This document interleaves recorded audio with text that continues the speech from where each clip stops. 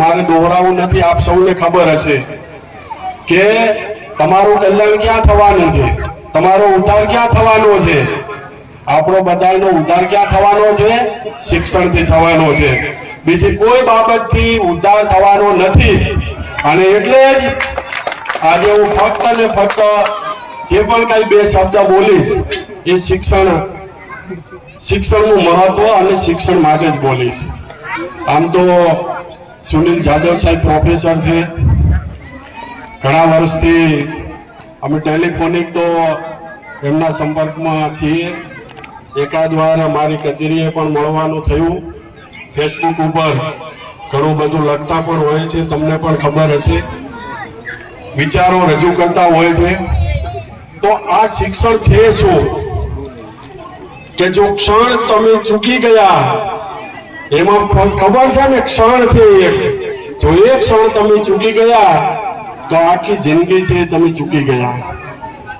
શિક્ષણનું મહત્વ જેટલું આપણે આકલન કરીએ એટલું ઓછું છે। ત્યારે કોઈ દિવસ એવું સાંભળ્યું કે આ ફલાણાનો છોકરો ભણ્યો ને એનાથી નુકસાન થયું? ક્યારે સાંભળ્યું? મસાલા ખાઓ તો નુકસાન થાય ને, તમાકુ બીડી ખાઓ તો નુકસાન થાય ને, વ્યસનથી નુકસાન થાય, આપણે સૌ જાણીએ છીએ, પણ શિક્ષણથી ક્યારે નુકસાન થતું નથી। શિક્ષણથી તો ફાયદો જ છે, જેટલો ફાયદો ગણો એટલો ફાયદો જ છે। કારણ શિક્ષણથી આ મગજની અંદર સમજ આવે, શિક્ષણથી આ મગજની અંદર સમજ આવે એટલે તમારે શું કરવું અને શું ન કરવું એની તમને ભાન થાય। શિક્ષણથી સમજ આવવાથી તમે એકબીજાને પ્રશ્ન પૂછતા થાઓ। એટલે કે આજે અત્યારે હું બોલી રહ્યો છું, બીજા બધા બોલે છે, એનું કારણ એકમાત્ર શું છે? શિક્ષણ છે। એટલે શિક્ષણથી જ આ તમારી જીભ ખુલે। આ જીભ એમને કોઈને લાવી કે ભાઈ આ બોલો તો બે મિનિટ આ પ્રોગ્રામ વિશે બોલી શકશે? નહીં બોલી શકે, કારણ સમજ નથી કેળવી, અને સમજ આવે તો જ બોલી શકાય, તો જ આ જીભ ઉપડે આપણી, બાકી તો બો થઈને બેસી જવું પડે। સમજા તમે? એટલે આ દરેક ક્ષેત્રની અંદર આ બધું છે એ શિક્ષણને આધીન છે। આપણે ઘણા બધા પુસ્તકો વાંચ્યા છે, આપણને સૌને ખબર છે કે શિક્ષણ વગર આપણને કેટલો અન્યાય થયો છે, શિક્ષણ ન મળવાના કારણે આપણને કેટલો અન્યાય થયો છે આપણને સૌને ખબર છે।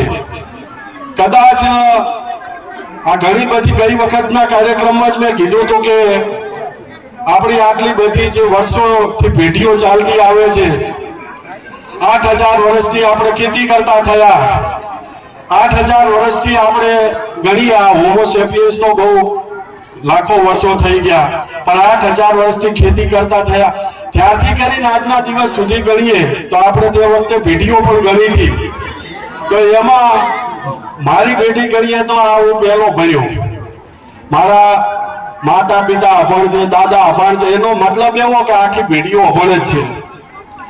તો તમે વિચાર કરો કે આ જો શિક્ષણ ન મળ્યું એના લીધે કેટલું બધું નુકસાન થયું।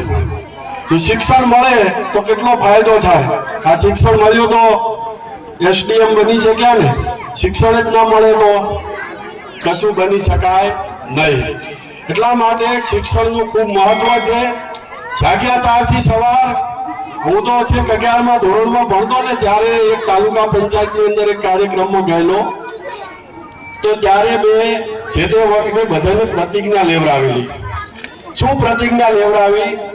કે ગમે તેવી વિષમ પરિસ્થિતિ આવે, ગમે તેવા સંકટ આવે, ગમે તેવી આમ શું કહેવાય કે આપણે ભૂખ્યા રહેવું પડે તો ભૂખ્યા પણ રહેવાનું, પણ ભણતર ક્યારે છોડવાનું નહીં।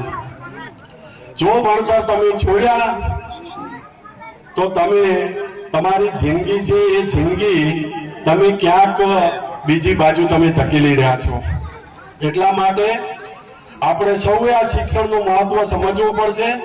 મારે વધુ કાંઈ કહેવું નથી, કારણ કે તમે ભણશો, તમે વૈજ્ઞાનિક અભિગમ અપનાવશો, શિક્ષણ પાછું વૈજ્ઞાનિક અભિગમ વાળું। આપણે ગૌતમ બુદ્ધ, એમના જે તમે તમે વાંચ્યું છે ત્રિપીટક? કોઈએ વાંચ્યું છે? ત્રિપીટક કોઈએ વાંચ્યું છે અહીંયાથી? હા સુનિલ, હા ત્રિપીટક નહીં વાંચ્યો, વાંચજો. એમાં વૈજ્ઞાનિક અભિગમ રહેલો છે, એમાં કઈ ગપગોળા નથી મારેલા. જીવન કેવી રીતે જીવવું, લાઈફ આપણી કેવી છે. આ જિંદગી કોઈ કોમ્પ્લિકેટેડ નથી, જિંદગી બહુ સરળ છે. હમણાં હું 5 દિવસથી ગાંધીનગર તાલીમમાં હતો, રાત્રે જ આવ્યો 12 વાગે.